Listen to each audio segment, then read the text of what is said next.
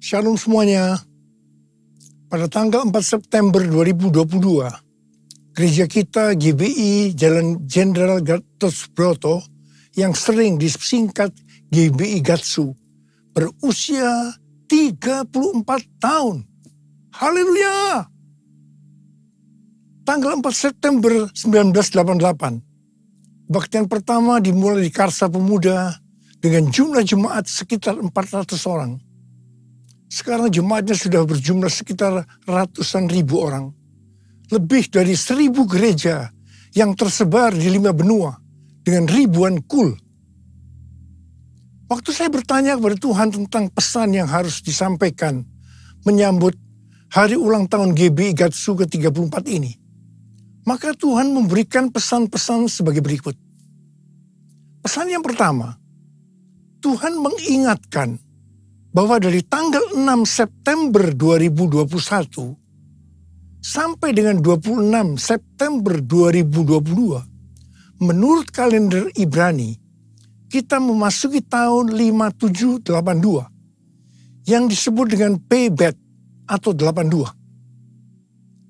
Dari tanggal 26 September 2022 sampai dengan 15 September 2023, menurut kalender Ibrani, kita memasuki tahun 5783 yang disebut dengan P Gimel atau 83.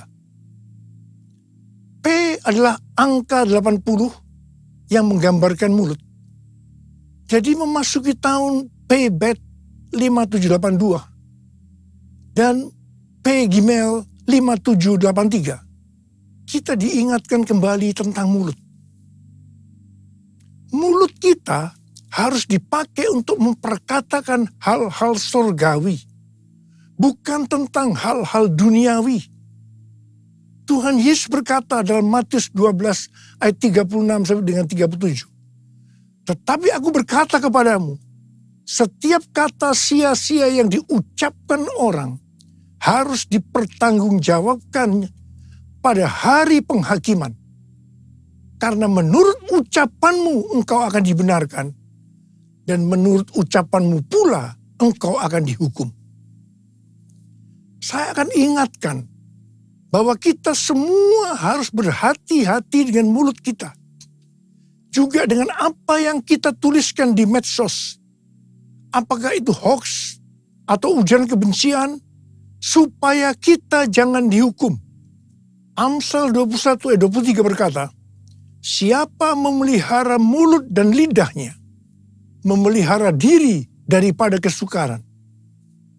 Memasuki tahun 5783, kita diingatkan bahwa peranan mulut kita untuk mendeklarasikan firman Tuhan dan bernubuat. Mulut kita harus penuh dengan ucapan syukur dan perkataan yang saling membangun. Kita harus berkata jujur, bukan kebohongan. Orang yang sekali berkata bohong, dia akan terus berbohong untuk membuat ceritanya agar sepertinya benar dan masuk akal. Orang yang seperti ini akan berurusan dengan Tuhan. Hati-hati. Memasuki tahun 5783, kita juga akan melihat kasih karunia Tuhan yang luar biasa yang akan dicurahkan kepada mereka yang sungguh-sungguh mencari Tuhan. Berkat dan upah akan dilepaskan bagi mereka yang hidupnya intim dengan Tuhan. Namun, bersamaan dengan itu, akan ada pembersihan di rumah Tuhan dan penghakiman terhadap dunia. 1 Petrus 4 ayat 17 berkata, bahwa penghakiman dimulai dari rumah Tuhan sendiri. Keputusan-keputusan dan pilihan-pilihan yang diambil serta tindakan pertobatan dan pengampunan pada tahun 5783 ini, konsekuensinya akan dirasakan pada tahun 5784. Ingat bahwa tahun 5783 ini adalah tahun 2022 ini. Dan sebagian lagi pada tahun 2023. Sedangkan tahun 5784 adalah tahun 2023 dan sebagian tahun 2024.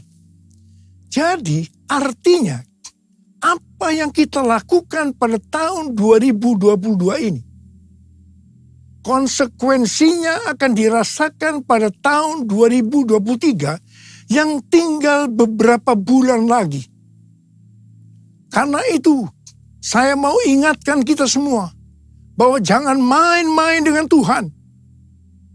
Sesuai dengan Mazmur 18 ayat 21 sampai dengan 27. Daud berkata bahwa Tuhan memperlakukan kita sesuai dengan kebenaran kita. Tuhan akan membalas sesuai dengan kesucian kita. Terhadap orang yang setia, Tuhan berlaku setia. Terhadap orang yang tidak bercela, Tuhan akan berlaku tidak bercela. Terhadap orang yang suci, Tuhan akan berlaku suci. Tetapi terhadap orang yang bengkok, Tuhan akan berlaku belat-belit. Saya berpesan dengan sungguh-sungguh, agar jangan sampai kita dibelat-beliti Tuhan. Kita sering memperkatakan sesuai dengan 1 Korintus 2 ayat 9 yang berkata, apa yang belum pernah kita lihat, apa yang belum pernah kita dengar, apa yang belum pernah timbul dalam hati, semua disediakan bagi orang yang mengasihi Dia. Tetapi jangan lupa, firman Tuhan di dalam Ibrani 10 ayat 30-31 yang berkata, sebab kita mengenal Dia yang berkata, pembalasan adalah hakku. Akulah yang akan menuntut pembalasan. Dan lagi, Tuhan akan menghakimi umatnya. Ngeri benar kalau sampai jatuh ke dalam tangan Allah yang hidup. Dan ini juga akan terjadi kepada orang-orang yang bengkok, yang dibelat-beliti Tuhan. Sesuatu yang mengerikan akan terjadi dan dialami. Saudara, saya akan memberikan satu gambaran kepada saudara apa yang disebut dengan kengerian yang Tuhan berikan kepada orang yang bengkok, yang dibelat-beliti Tuhan. Orang itu akan mengalami apa yang belum pernah dia pikirkan, belum pernah dia lihat, belum pernah timbul dalam hati. Dia akan mengalami kengerian seperti itu. Sekali lagi, saya mau katakan kepada saudara, jangan main-main dengan Tuhan. Hari-hari ini, api pemurnian Tuhan sedang turun. Kau saja yang suci, Kau saja yang layak, Kau layak terima glory. Yesus Kau Tuhan, Kau saja yang suci, Kau saja yang layak, Kau layak terima glory. Hanya Kau Tuhan. Pesan yang kedua untuk memasuki hari ulang tahun Gatsu ke-34. Tuhan mengingatkan kepada saya tentang apa yang Dia pernah pesankan pada hari ulang tahun saya yang ke-73 yang lalu. Di Markus 4 ayat 29 yang berkata, sebab musim menuai sudah tiba. Sebab musim menuai sudah tiba. Memasuki musim menuai ini, Tuhan memberikan pesan dari Lukas 12 ayat 1 sampai dengan 5. Di mana perikopnya berkata bahwa ini merupakan pelajaran khusus bagi murid-muridnya. Yaitu saudara dan saya yang menjadi murid-muridnya. Lukas 12 ayat 1 sampai dengan 5 berkata, sementara itu beribu-ribu orang banyak telah berkerumun, sehingga mereka berdesak-desakan. Lalu Yesus mulai mengajar, pertama-tama kepada murid-muridnya, katanya, waspadalah terhadap ragi, yaitu kemunafikan orang Farisi. Tidak ada sesuatu pun yang tertutup, yang tidak akan dibuka, dan tidak ada sesuatu pun yang tersembunyi, yang tidak akan diketahui. Karena itu, apa yang kamu katakan dalam gelap akan kedengaran dalam terang. Dan apa yang kamu bisikkan ke telinga di dalam kamar akan diberitakan dari atas atap rumah. Aku berkata kepadamu, hai sahabat-sahabatku, janganlah kamu takut terhadap mereka yang dapat membunuh tubuh dan kemudian tidak dapat berbuat apa-apa lagi. Aku akan menunjukkan kepada kamu siapakah yang harus kamu takuti. Takutilah dia yang setelah membunuh mempunyai kuasa untuk melemparkan orang ke dalam neraka. Sesungguhnya aku berkata kepadamu, takutilah dia. Di sini Tuhan mengingatkan kita sebagai murid-muridnya. Yang pertama, jangan berlaku munafik. Jangan berlaku munafik. Jadilah orang yang berintegritas. Dan yang kedua, segala kemunafikan akan dibuka oleh Tuhan. Tidak ada sesuatu pun yang tertutup yang tidak akan dibuka. Dan tidak ada sesuatu pun yang tersembunyi yang tidak diketahui. Karena itu apa yang kamu katakan dalam gelap akan kedengaran dalam terang. Dan apa yang kamu bisikkan ke telinga di dalam kamar akan diberitakan dari atas atap rumah. Dan hal yang ketiga, Tuhan berkata, jangan takut kepada manusia yang hanya dapat membunuh tubuh. Kemudian tidak dapat berbuat apa-apa lagi. Tetapi kita harus takut kepada Tuhan.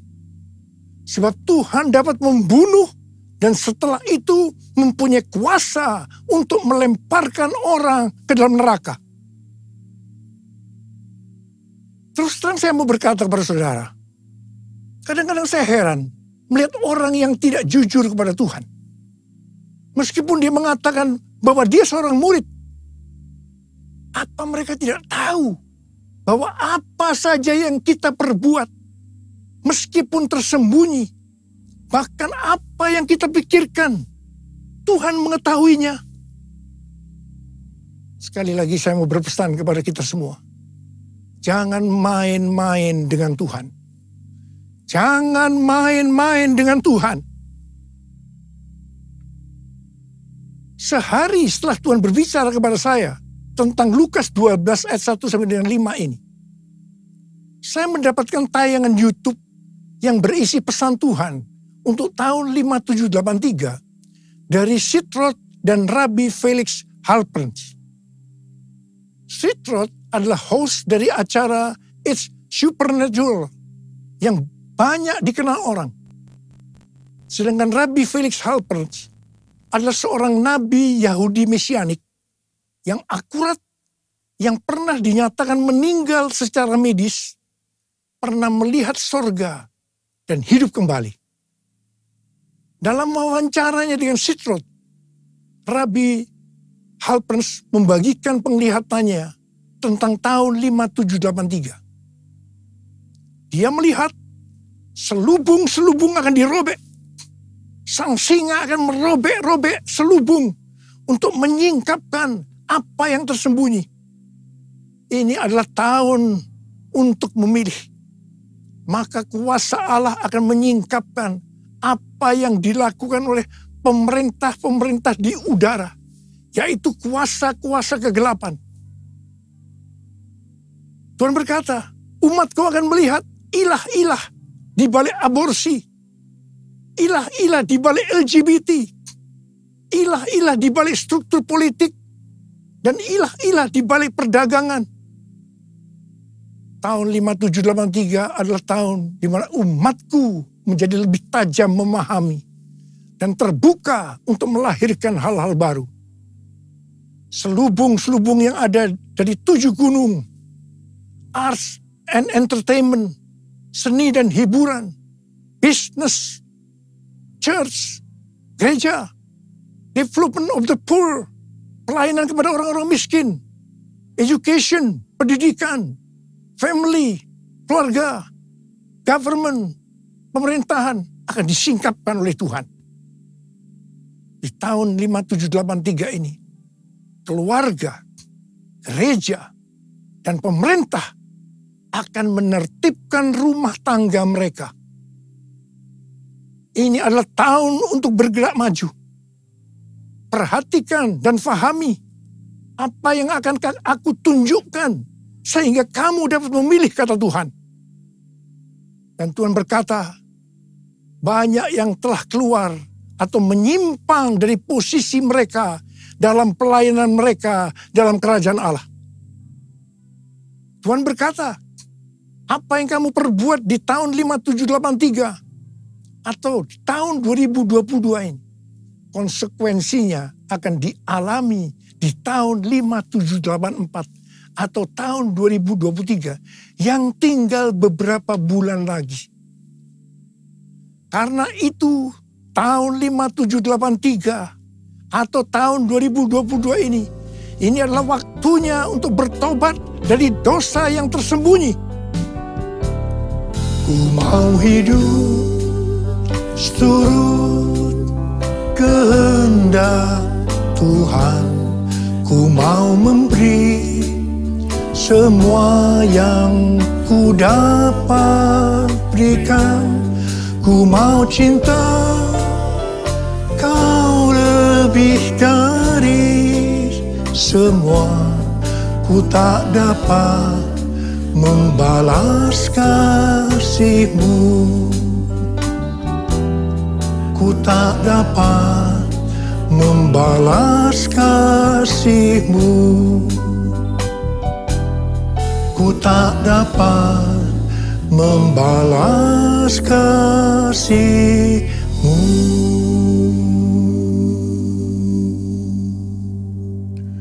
Saya sangat surprise dengan penglihatan dari Rabbi Felix Halper ini. Sebab hal ini sesuai dengan apa yang Tuhan berikan kepada Tim Hill, Ketua Umum Church of God, pada waktu khotbah pembukaan di sidang sinode Church of God di San Antonio bulan Juli 2022 yang lalu. Khotbah dari Tim Hill ini sudah saya sampaikan pada bulan Agustus 2022, yaitu tentang ular beludak yang karena panasnya api yang besar keluar menyatakan dirinya dan menggigit tangan Rasul Paulus dengan maksud supaya Rasul Paulus mati. Tetapi ternyata hasilnya berbeda. Rasul Paulusnya tetap hidup dan malah dianggap dewa. Setelah peristiwa itu terjadi kebangunan rohani yang luar biasa di Pulau Malta itu. Dan sebaliknya, ularnya mati dalam api yang besar itu. Hal ini berbicara tentang api Roh Kudus dari Pentakosta ketiga yang dahsyat sedang turun. Dan membuat pekerjaan dari si ular, si iblis ditelanjangi, selubung-selubung dibuka. Dan iblis masih mencoba untuk menghancurkan gereja. Tetapi puji Tuhan, karena gereja yang berkarakter Kristus, yang digambarkan seperti Rasul Paulus, justru akan hidup dan dipakai untuk terjadinya kebangunan rohani yang besar. Haleluya!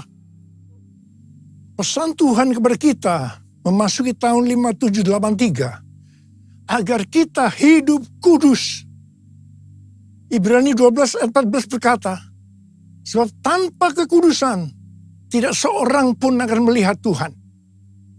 Perintah ini diikuti dengan peringatan dalam ayat 16-nya yang berbunyi, janganlah ada orang yang menjadi cabul atau yang mempunyai nafsu yang rendah seperti Esau. Kata cabul di sini adalah tindakan amoral. Janganlah ada orang yang menjadi amoral. Nabi Yesaya dalam Yesaya 6 ayat 5 berkata, lalu kataku, celakalah aku binasa, sebab aku ini seorang yang najis bibir, dan aku tinggal di tengah-tengah bangsa yang najis bibir. Namun mataku telah melihat Sang Raja, yakni Tuhan semesta alam. Ketika melihat Allah, di hadapan kekudusan Allah, Nabi Yesaya langsung menyadari bahwa ia najis. Khususnya dalam hal mulut. Mungkin selama ini mulutnya dipakai untuk memperkatakan hal-hal yang tidak berkenan kepada Tuhan. Berbohong dianggap hal yang biasa. Apa yang dilakukan oleh Nabi Yesaya? dia bertobat dan minta ampun. Setelah Nabi Yesaya bertobat dan minta ampun, maka serafim mengambil bara api yang diambil dari atas mezbah dan menyentuhkannya ke bibir Yesaya, sehingga kesalahannya dihapus dan dosanya diampuni. Setelah itu, Nabi Yesaya dipakai Tuhan secara luar biasa. Kalau ada di antara kita, apalagi seorang hamba Tuhan yang sedang berhadapan dengan api Tuhan yang turun, sedang berhadapan dengan kekudusan Tuhan, tetapi tidak merasakan dosa yang dilakukannya, dan dengan bermacam-macam alasan membenarkan dirinya, sehingga tidak bertobat dan minta ampun. Saya mau katakan, Anda harus hati-hati. Ingat, bagi orang yang bengkok, Tuhan akan berlaku belat-belit. Jangan sampai dibelat-beliti Tuhan. Kejarlah kekudusan. Sebab tanpa kekudusan, tidak ada seorang pun yang akan melihat Tuhan. Tuhan Yesus akan datang segera. Dan pengangkatan hanya bagi orang-orang yang hidupnya kudus. Orang-orang yang menjadi serupa dengan gambar Yesus. Dan menjadi murid Tuhan Yesus. Maranatha. Saya mau berdoa buat saudara. Mari kita katakan bersama-sama. Sucikan dan kuduskan hati ini untuk layak menghadap hadirat-Mu. Tubuh jiwa rohku kuserahkan padamu, ku menyembah-Mu. Saudara, mari kita periksa hati kita. Mungkin ada di antara kita selama ini menyembunyikan dosa. Dan sudah ingatkan berulang-ulang hari ini. Bahwa memasuki tahun 5783. Kita harus selesaikan dosa yang tersembunyi. Supaya tidak terjadi hal-hal yang mengerikan memasuki tahun 5784. Yaitu tahun depan yang hanya tinggal beberapa bulan lagi ini. Saya mau berdoa buat saudara. Mari kita periksa hati kita. Nanti, kalau Tuhan sudah berbicara pada saudara, jangan tahan. Minta ampun, selesaikan. Hari ini harus selesai. Mari yang mau, angkat tangan saudara, katakan bersama saya. Sucikan dan kuduskan hati ini untuk layak menghadap hadirat-Mu. Tubuh jiwa rohku kuserahkan padamu, ku menyembah-Mu. Tinggikan nama-Mu ya Tuhan, mulialah nama-Mu ya Tuhan. Tiada lain seperti Engkau ya Allahku, besar kuasa-Mu. Mari kita berbahasa roh sekarang. Kita berbahasa roh. Yang belum berbahasa roh jangan diam, katakan haleluya. Oh ralabakana maya ralabaya. Tuhan ampuni kami, Tuhan ampuni kami. Ampuni ya Tuhan, ampuni kami ya Tuhan. Kami berdoa buat anak-anak-Mu ya Tuhan, mereka sedang mengangkat tangan yang terbuka saat ini Tuhan. Dosa yang tersembunyi mereka selesaikan hari ini ya Tuhan. Dan Kau akan mengampuni mereka, Kau akan mengampuni, Kau akan menyembuhkan mereka dari sakit mereka. Mujizat terjadi dalam nama Yesus, Oh Rabbashikara bala. Terima kasih Tuhan, terima kasih Apa, terima kasih. Besar kuasa-Mu, besar kuasa-Mu, besar kuasa-Mu.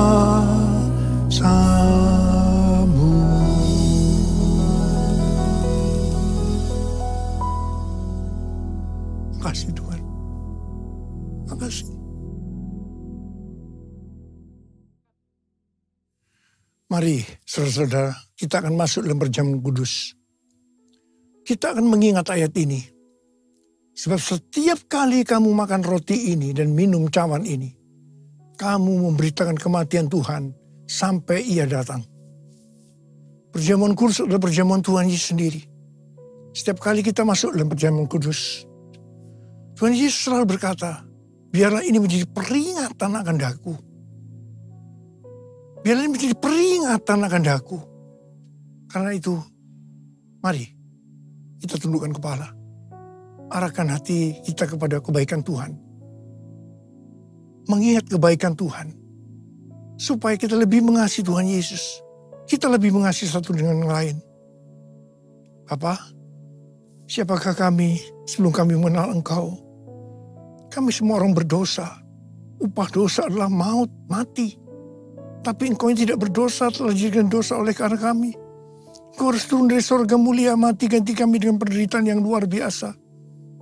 Sungguh kalau kami pikirkan betapa baiknya Engkau ya Tuhan. Engkau jadikan kami sebagai anak-anak-Mu. Engkau tuntun, Engkau bela, Engkau lindungi. Engkau sembuhkan kami, Engkau ajari kami, Engkau tegur kalau kami salah. Kalau kami salah juga dihajar oleh Tuhan. Itu Engkau ya Aba. Itu Engkau. Tuhan, terima kasih. Tuhan akan memberkati kita semua melalui perjamuan kudus. Tapi Tuhan mau kita makan dan minum dengan cara yang benar. Mari, sekali lagi, dalam perjamuan kudus ini, buka hati kita. Terbuka di hadapan Tuhan. Biarlah Dia berbicara. Kalau Dia mengingatkan dosa-dosa yang tersembunyi, yang selama ini kita sembunyikan. Ayo sekali lagi, kita minta ampun. Kita minta ampun. Ampuni saya Tuhan, ampuni Tuhan, ampuni. Ampuni ya Tuhan, ampuni. Kau lihat anak-anak-Mu yang sedang minta ampun kepada-Mu Tuhan. Ampuni kami semua ya Tuhan, ampuni. Makasih Aba. Kami akan masuk dalam perjamuan kudus dengan hati yang penuh ucapan syukur. Dalam nama Yesus. Amin.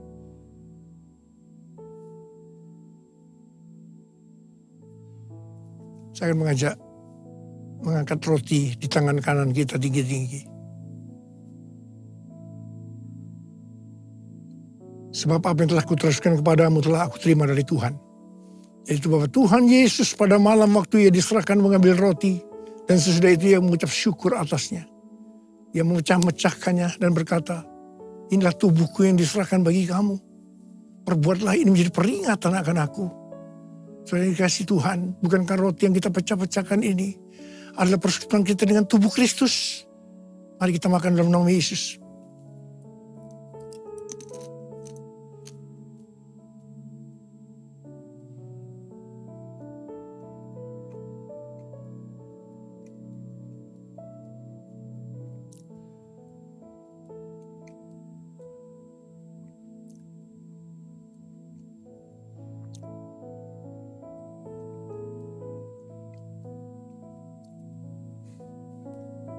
Angkat cawan di tangan kanan kita tinggi-tinggi.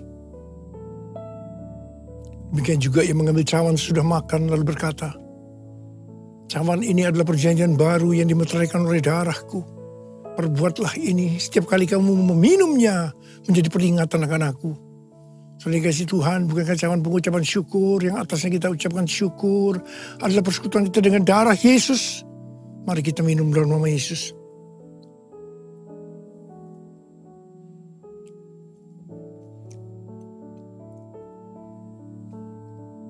Angkat tangan kita di hadapan Tuhan. Ucapkan syukur dan terima kasih dengan suara. Jangan diam. Tuhan, terima kasih ya Tuhan. Terima kasih ya Tuhan.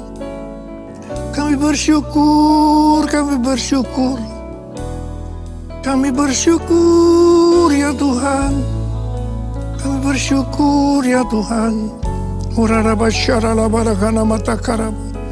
Oh, rana bara. Ya Aba, ya Aba, ya Aba, ya Aba, ya Aba, ya Aba.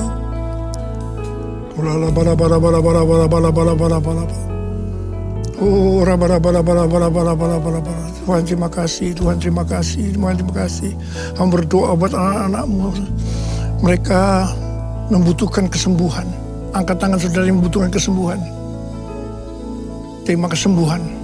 Terima, sembuh dalam nama Yesus, sembuh dalam nama Yesus, sembuh dalam nama Yesus.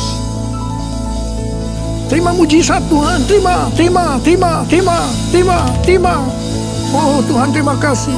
Terima kasih. Terima kasih Yesusku. Terima kasih Yesusku. Puji syukur hanya bagi Tuhanku. Terima kasih Yesusku. Terima kasih Yesusku. Puji syukur hanya bagi Tuhanku. Puji syukur hanya bagi Tuhanku.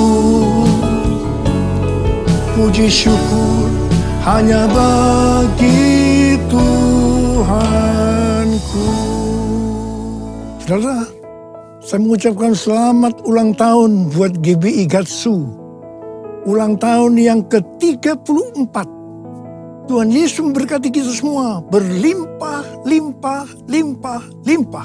Katakan amin. Mari angkat tangan saudara. Terimalah berkat Tuhan. Kasih karunia yang berlimpah-limpah daripada Allah Bapa dalam Anak yang tunggal Yesus Kristus. Persekutuan yang manis dengan Roh Kudus menyertai saudara sekalian mulai hari ini. Sampai Tuhan Yesus datang menjemput kita di awan-awan dan bahkan sampai selama-lamanya. Yang percaya bersama-sama katakan amin.